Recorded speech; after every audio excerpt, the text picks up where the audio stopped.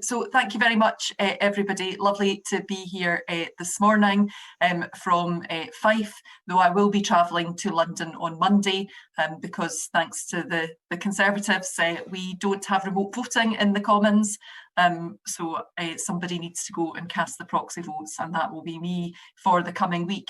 But in the time that I had, I probably don't know many of you. I do recognise some faces, such as Mr. Potter, for example, but just an opportunity to tell you a bit about myself, talk a bit about North East Fife and the campaign, and then to cover what we've been doing over the last year, though I see that you've obviously had Tim earlier giving a Commons report. So hopefully, in some respects, what we say tallies slightly. But for those of you that don't know North East Fife, it has been a Liberal seat for a number of years. Ming Campbell, our previous leader, was the person who turned the seat orange in 1987 and held it until 2015. But even further back than that, in its previous form of East Fife, it was held by Asquith when he was Prime Minister. And my joke always is that we may not have agreed on universal suffrage, Asquith and I, but I'm hopeful that he's pleased to see the seat back in Liberal hands. There's actually not very much of Asquith left in the constituency. There is at Ladybank train station, the Masonic Lodge across the road does have a plaque commemorating one of his speeches. He was very good for coming up on the train, getting off, making a speech and getting back on again. And I understand when I attended a couple of events in relation to 100 years of the vote for women that he was harried off a few golf courses in North East Fife during the campaign for women's suffrage. And that's one of the things that North East Fife is clearly very famous for, our golf courses, with the home of golf in St Andrews. So it's a constituency that I'm very proud to represent. The seat was lost to Liberal Democrats when Ming stood down in 2015 in the sort of SNP tsunami that happened then, where representation of parties other than SNP was reduced to one seat each. So SNP took 56 of the 59 seats, and the Liberal Democrats held on to Orkney and Shetland with Alistair Carmichael. But in 2017, at the snap general election, the seat became the most marginal in the UK, down to only 2 votes between the SNP and the Liberal Democrats, although I wasn't the candidate in 17, but was very involved in the campaign. So it basically meant that we had a brilliant bar chart. I think we had a couple of pixels difference to kind of show the difference. But clearly, when we were looking beyond 2017 election and really being realistic about the fact that there was likely to be an election sooner rather than later, it was clear that North East Fife was top of the list. And I was selected in June of 2018 and actually had only joined the party in 2015, as I always say, crying at Nick Clegg on the telly and feeling that I could kind of no longer sit on my hands, that I needed to kind of stand up for the values that I believed in. And if you told me that sort of 5 years later, less than 5 years later, I'd be a member of Parliament, I think I would have laughed very loudly. But I just wanted to talk a little bit about our campaign in 2019 in case it's of use to you all as you look to May and beyond. And really, I think the key thing for us was data. So one of the first things we did, the campaign team, was looked at the 2017 box counts and discovered that actually the box counts where we had lost most heavily, we hadn't actually lost to the SNP, we'd lost to the Conservatives in sort of strong Conservative areas. So that made our strategy in some respects quite straightforward, because it really was about squeezing that soft Conservative vote, the Labour vote, which was fairly low anyway, and really sort of putting forward that message in relation to our bar chart, that it really was a 2-horse race. It really was between ourselves and the SNP, and that meant when it comes to first past the post, a much more a very effective campaign in that regard. And yes, I was successful. It was a night, obviously, in December 2019 of very mixed emotions. I went up onto the stage to find out that I had won, knowing at that stage that Joe had lost. It meant that we retained the same number of seats we had in Scotland of 4, but obviously that was a huge loss to us in Scotland, and of course for the party across the UK. So it was a very strange night. And I do remember a few months before the election having a chat with Christine Jardine and her saying, what kind of portfolio might you be interested in? And I said I wanted to be in a parliamentary party that was big enough that I didn't need to worry about a portfolio, and clearly obviously that wasn't the case. But I think the other thing just to say in relation to it is the fact that it's a different constitutional question that divides things up here just now, other than the Brexit division. And indeed, I probably did have people who were supportive of Brexit, supportive of the Conservatives government's direction of Brexit, voting for me rather than voting for the SNP. So it was quite a different narrative.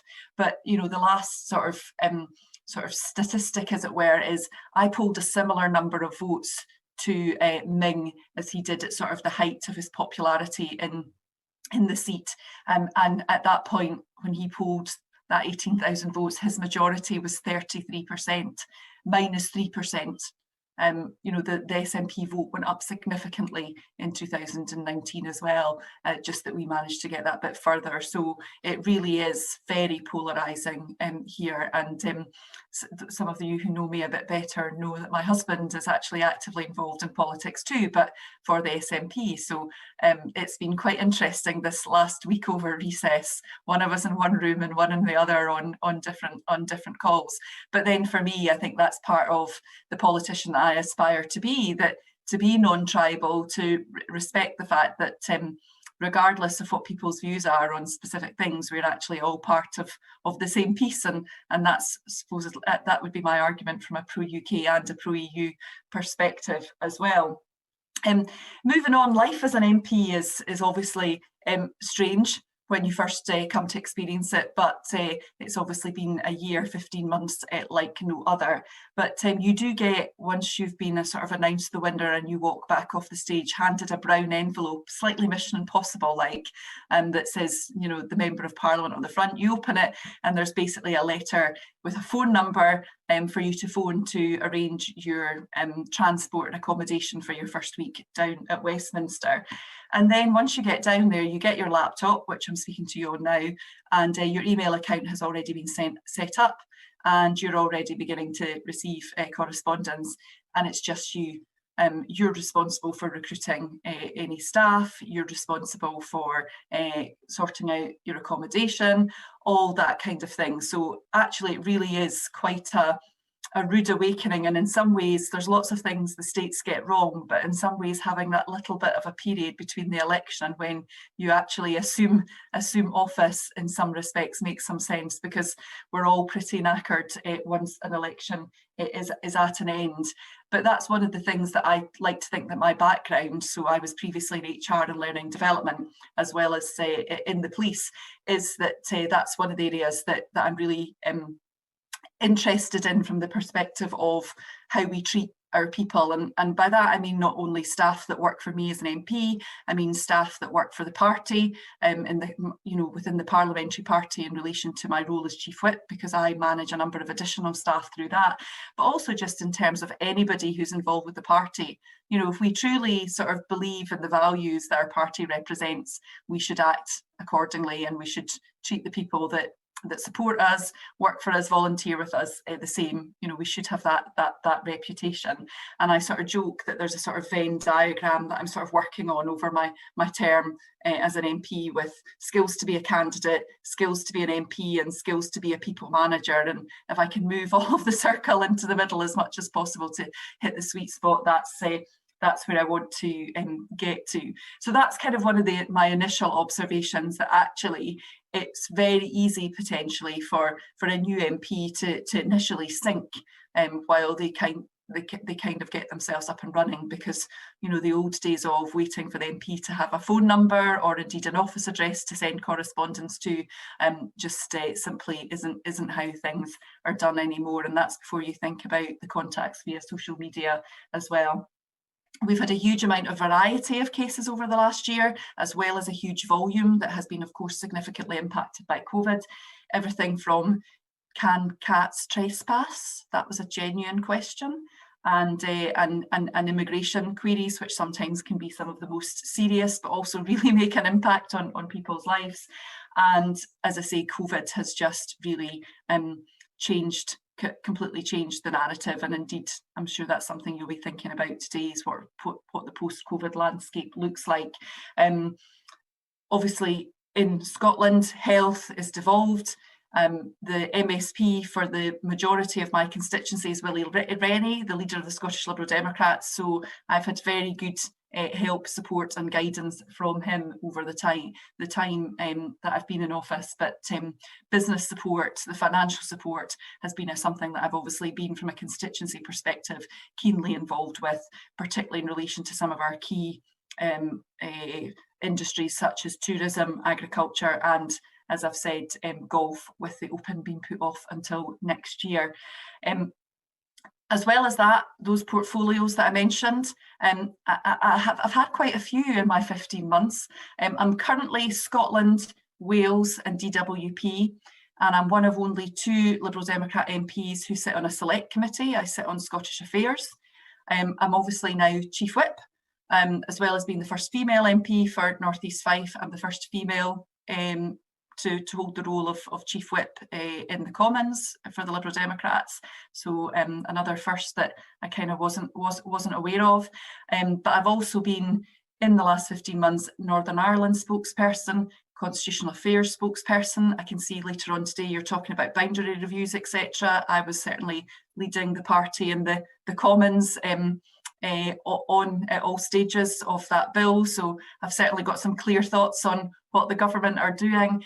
And I was also Department for International Development, and secured my first urgent question when that department was merged with the Foreign Office, which was a great coup to get. So yes, I'm pretty busy. I'm very glad that I've got my kids are in their teens, and during this recess week, while they've been obviously off as well, I've been able to get on with stuff because they're still in their beds, basically. And I'm not having to worry so much about homeschooling. But just to kind of conclude, because I know you're keen for me to take some questions, is, just going back to that sort of constitutional affairs, constitution, all those kind of questions. For me, the thing that frustrates me most is this ongoing debate around sovereignty, and whether that's sovereignty in relationship with our relations with the EU, or indeed the future of the UK itself, in terms of what does it even mean? What value does it actually add to people's lives? And for me, taking back control, or Scotland's future in Scotland's hands, they're two sides of the same coin, and potentially what they are preventing us doing is impacting on the issues that matter most in people's life and make the most difference. And clearly for me as DWP spokesperson now, the impact of the £20 uplift in universal credit, the fact that the same uplift hasn't been applied to legacy benefits, really shows the fact that we need to make some fundamental changes. And I suppose in conclusion, that's why I'm a Liberal Democrat, and I suspect that's why all of you on this call are too. The difference that we can make, particularly at a local level, is absolutely critical. One of the key things I've learned as an MP is how much power lies at local authority level. For all that I get sent lots of complaints about potholes, it's our councillors that deal with those. So looking to me, I just want to wish you absolutely all the best. It's clearly a challenging time to be conducting an election. I'll be on the phones later today. I have to say, I've been really, I'm a little bit like, canvassing is a little bit like going to the gym for me. Like once I'm doing it, I enjoy it. But on the way there, I'm kind of like, and then afterwards, I feel really good that I've done it. So I've been really, really pleasantly surprised by the response that we'll be getting on the phones. Just checking in, people are really pleased to hear from us, really responsive. And if you haven't done it, feel the fear and do it anyway. And I suppose probably that quote is probably how I would sum up my coming up 6 years with the Liberal Democrats, in that, I've felt the fear, got on with it, got on the bus, and I'm here with you all today, and it's a great pleasure to be so. Thank you very much.